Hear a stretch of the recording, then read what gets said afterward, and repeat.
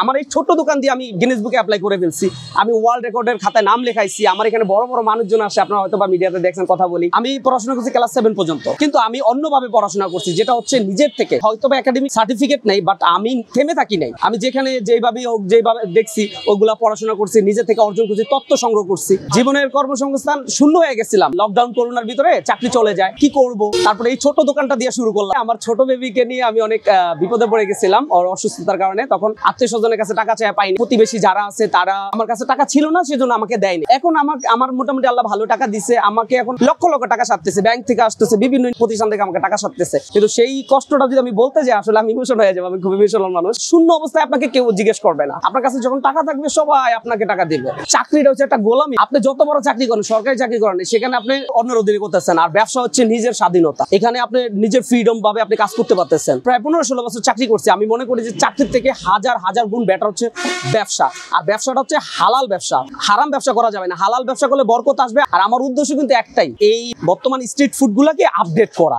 বর্তমান যে আমরা দেখতে পাচ্ছি বেলপুরি, ফুচকা, চটপটি, হালিম, যত স্ট্রিট ফুড গুলো আছে সবগুলোর ভিতরে কিন্তু কিছু না কিছু ভেজাল থাকে। কেউ কেউ একটু ভালো করে, যারা নতুন উদ্যোক্তা ভাইয়ারা ভার্সিটিতে পড়াশোনা করে বেকার সময়টা ভালো কাজ করে, তারা ভালো করে। কিন্তু ওল্ড যে আইটেম গুলা বা কিছু কিছু মানুষ আছে তারা যা মন চায় তা খাওয়ায়। তো এটা কতটা স্বাস্থ্যসম্মত এটা দেখেন। আমি প্রথম রাইস তুলছিলাম, বার্গার তুলছিলাম, স্যান্ডউইচ, কোল্ড ড্রিঙ্কস এর অনেকগুলো আইটেম আছে আমার এখানে, মিল্কশেক, কোল্ড কফি। মুড়ির আইটেমের আমি প্রথম 4টা আইটেম করছিলাম, বারবিকিউ, গ্রিল চিকেন, আর হচ্ছে ছোলা চিকেন মশলা, আর একটা কাশ্মীরি মশলা ছিল। 4টা-5টা আইটেম। আমার যে 35টা আইটেম এখনো কেউ বানাইতে পারে না। আর আমি কাউরে কাজ শিখাই না, তবে স্কুল গেট থেকে শুরু করে সবাইকে ভবিষ্যতে কাজ শিখাই দিব আমার অবস্থানে আমি পৌঁছায়া। মানে আমার অবস্থানটা আমার তৈরি করতে হবে। অনেকে এসে অবাক হয়ে যায় যে এত ভেরিয়েশন আইটেমের ভিতরে। আমাদের কিন্তু প্রতিটা আইটেমের ভেরিয়েশন আলাদা। আমাদের টোটাল কথা হচ্ছে যে পোড়া তেল ছাড়া, অস্বাস্থ্যকর ঝালমুড়ির মশলা ছাড়া কিভাবে মানুষ মুড়ি খাবে। তাল দিয়া মুড়ি খাবে, তালের শ্বাস দিয়া তাও বানাই দিব, এটা স্ন্যাক্স ডেজার্ট আইটেম। তারপরে কলা দিয়া বেনানা পাপস আছে। কি দিয়া মুড়ি খাওয়া যায় স্বাস্থ্যসম্মত ভাবে। আমরা কাস্টমার ডিমান্ডের খাবার করি না। কাস্টমার ডিমান্ড কি চায়? যে কম টাকায় মজা, পরিমাণ বেশি, এটা হচ্ছে কাস্টমার ডিমান্ড। আর আমাদেরটা হচ্ছে হেলদি ডিমান্ড। আপনার স্বাস্থ্য ঠিক থাকবে, মুড়ি খাবেন, সারা জীবন খাবেন। কিভাবে বানাবো ওইগুলো আমরা